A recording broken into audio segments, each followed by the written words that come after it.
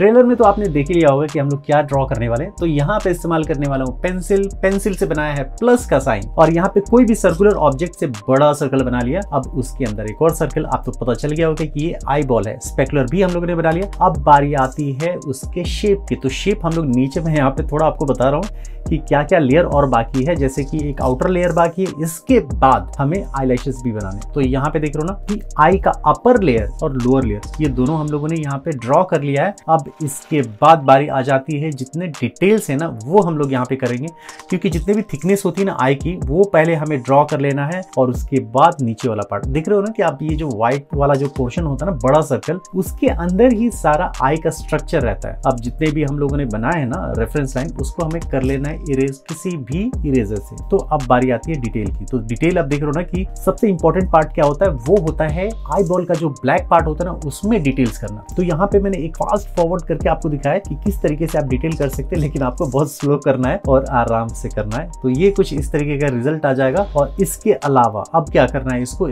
छोटे बहुत जितने भी है ना, आप जो भी रेफरेंस लोगे ना, तो रेफरेंस में आपको बहुत आराम से देख के बनाना है। और इसके बाद देख रहे हो कि जितने भी आईलैशेस होते हैं ना, तो उसका शेडो होता है कहाँ पे, व्हाइट पार्ट जो होता है ना वहां पे। तो वहां पे आपको थोड़ा शेडो भी क्रिएट करना है। इसके साथ साथ अपर पार्ट, जो कि हम लोग हमें पता नहीं चलता है कि आखिर वो है, क्योंकि आईलैशेस जब तक नहीं आते तब तक तो हमें अब जितना भी लेयर है ना उस पर काम तो करना ही पड़ेगा। जितना भी देख रहे हो जहाँ पे आईलैशेस अभी तक आए नहीं है, लेकिन वो डार्क एरिया हमें बनाना है। और वो बनाने के बाद नीचे का पार्ट भी, क्योंकि यहाँ पे भी आईलैशेस नहीं है, तो उसके पहले जितने भी रिंकल्स है ना वो हमें कर लेने। और ये ओल्ड एज तो है नहीं, तो इतने ज्यादा रिंकल बनाएंगे, लेकिन हमें उतना दिखाना है, टेक्सचर बनाना है यहाँ पे। अब बारी आ जाती है ब्लेंडिंग की।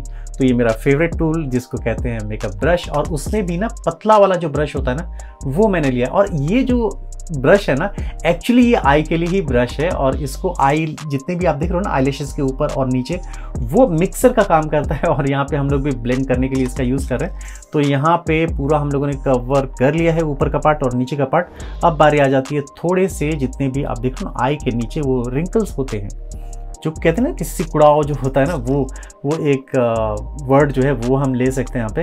तो ऊपर और नीचे दोनों हम लोगों ने कर लिया यहाँ पे। और डिटेल की बारी जैसे बताया मैंने आपको, तो ब्लेंडिंग के लिए बहुत सारे ऐसे टूल है जहाँ पे मैं यूज़ कर रहा हूँ अभी। पेपर स्टैम्प अगर आपके पास नहीं है तो कोई बात नहीं है, टिश्यू पेपर को रोल करके आप एक कोन बना के उसका यूज़ कर सकते हो। ऐसे कई सारे ट्यूटोरियल जो मैंने वैसे ही यूज़ किए। और यहाँ पे एक क्योंकि क्या है ना कि आपका यहाँ पे जो पेपर स्टैम्प है ना, उसको आप शेप दे सकते हो पेंसिल की तरह, और वैसा ही कुछ यूज़ कर सकते हो। ग्रेफाइट को पिक करके आप वही यहाँ पे नीचे की तरफ लगा सकते हो। और उसके अलावा मेकअप ब्रश एक और थिक साइज़ का, वो क्या करता है, ओवरऑल ब्लेंड करता है। जहाँ पे डार्क है जहाँ पे लाइट है, दोनों को थोड़ा ब्लेंड करता है। और यहाँ पे एक डिटेल जो है ना अभी बाकी है, क्योंकि अभी क्या है ना कि आपने ब्रश यूज़ किया ना जब ओवरऑल, तो यहाँ पे आपको ज़रूरत पड़ती है क्या, उसके बाद ज़रूरत पड़ती है हाईलाइट करने की, डार्क करने की। तो ऐसा कुछ अगर आपके पास नीडेबल इरेजर है तो वैसा स्ट्रक्चर दे सकते हो। स्ट्रक्चर तो नहीं, लेकिन उसका आप जितने भी टेक्सचर है ना, टेक्सचर आप क्रिएट कर सकते हो। अब बारी आ जाती है यहाँ पे सबसे इंपॉर्टेंट पार्ट, वो है आईलैशेस। आईलैशेस को बहुत आराम से बनाना है आपको, और शार्पन करके बनाना है जितना पेंसिल जो आप यूज़ कर रहे हो। और मैंने यहाँ पे तो एक ही पेंसिल यूज़ किया, और वो भी 4B। तो आप चाहे तो वेरिएशन लेके आ सकते हैं, लेयर में यूज़ कर सकते हैं। एक्चुअली ये जो मैंने आई बनाया ना, वो बनाया है एक ट्यूटोरियल के लिए। और ट्यूटोरियल मतलब कि स्लो वर्जन, इसका बहुत जल्दी एक कोर्स आने वाला है सिर्फ और सिर्फ आई के लिए, कि आई को कैसे हम ड्रॉ कर सकते हैं, क्या क्या चीज़ों की हमें ध्यान में रखना चाहिए। तो वो जो ट्यूटोरियल आने वाला है, वो जो कोर्स आने वाला है, बहुत ज़्यादा डिटेल में आने वाला है। बहुत ऐसी माइन्यूट चीज़ें जो हम लोग कभी कभी रह जाती हैं, जैसे फास्ट वर्जन जो आप देख रहे हो ना, लेकिन फिर भी कोई बात नहीं। अगर उसका भी आपको स्लो वर्जन चाहिए तो आप ज्वाइन बटन पे क्लिक करके आप वो ले सकते हैं। वो सिर्फ और सिर्फ 29 रुपीज़ में ही आता है, वो आपकी चॉइस है। वरना ये भी ट्यूटोरियल कम नहीं है कहीं से भी, क्योंकि डिटेल इसमें भी है। जो देख रहे हो ना, आपकी जितने भी आईब्रोज तक आ गए हम लोग, तो आईब्रोज में एक एक सिंगल स्ट्रोक में बना रहा हूँ मैं।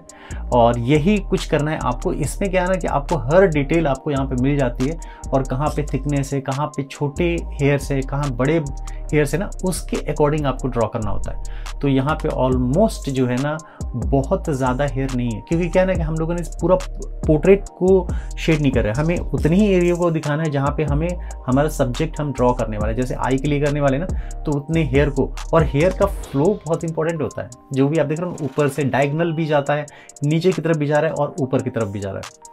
अगर आप शार्पन करके पेंसिल यूज़ करोगे ना तो और ज़्यादा अच्छा है। और इसके लिए मैं आपको बताऊंगा ना कि जब जो आईबॉल है या फिर आप आईब्रोज है ना, तो वो आप 6B पेंसिल भी यूज़ कर सकते हो। और इसको ब्लेंड कर देना है आपको किससे, मेकअप ब्रश से। अब बारी आती है कि पेपर कौन सा है, ये तो मैं बहुत लास्ट में बता रहा हूँ। पेपर मैं यूज़ कर रहा हूँ 200 GSM पेपर भी आप यूज़ कर सकते हो। और यहाँ पे आ जाती है अब डिटेल की बारी। जितने भी आई के नीचे है ना, वो अगर आप हाइपर रियलिस्टिक बनाना चाहते हो ना, तो इसको आपको फॉलो करना पड़ेगा। अभी देखो, रेफरेंस कोई भी लेते हैं, जैसे मैं कोशिश करता हूँ कि जितना भी रियल रेफरेंस लूँ उतना ज़्यादा अच्छा है। जैसा मुझे दिखता है ना, मैं कोशिश करता हूँ कि कम से कम टूल में मैं यूज़ कर लूँ। तो यहाँ पे मैंने डॉट बनाया है सबसे पहले। जितने भी देख रहे हो ना आप आसपास में, वो सबसे पहले आपको डॉट बना लेना है। अगर आपके पास नीडेबल इरेजर है उससे भी कर सकते हो, या फिर आप डोम्स के और अप्सरा के पेन इरेजर आते हैं उसको भी आप शार्पन करके यूज़ कर सकते हैं यहाँ पे मोनो इरेजर की जगह। अब क्या करना है आपको शेडो क्रिएट करना है। तो शेडो क्रिएट करने के लिए आपको देखना पड़ेगा ना कि डायरेक्शन कौन है। तो उसी डायरेक्शन के अगेंस्ट में, लाइट के अगेंस्ट में आपको ये नीचे की तरफ आपको ड्रॉ करना है, बस नीचे की तरफ। और नीचे की तरफ चारों तरफ जितने भी आपने डॉट्स बनाए सब जगह करना है आपको। और इसको ब्लेंड आप किसी से भी कर सकते हैं, जैसे मैंने आपको बताया ना टिश्यू पेपर को रोल करके भी आप बना सकते हो। रिंकल्स भी हम लोगों ने यहाँ पे बना लिए।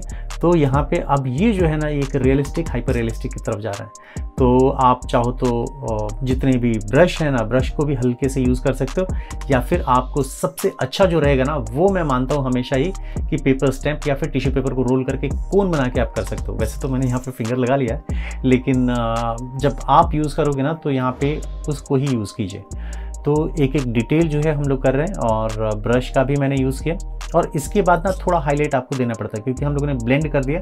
और जब ब्लेंड कर देते हो ना, तो जितने भी डार्क एरिया है, जितने भी लाइट एरिया है, वो सब जो है ना एकदम इम्पोज ना करें, बहुत ज़्यादा ना हो, तो उसको ब्लेंड करने का काम करता है। तो कुछ इस तरीके से हम लोग कर सकते हैं। तो जैसे मैंने आपको बताया था ना कि इसका स्लो वर्जन भी आपको मिल सकता है, तो इस वीडियो के लास्ट में आपको मिल जाएगा किस तरीके से इसको हम कर सकते हैं। और यहाँ पे मैंने यूज़ किया फिक्सेटिव स्प्रे, जो कि आपके जितनी ड्राइंग है ना, जो आपकी जो एफर्ट है ना, उसको बचाता है। तो यहाँ पे फिक्सेटिव स्प्रे का यूज़ करके आप उसको बचा सकते हैं।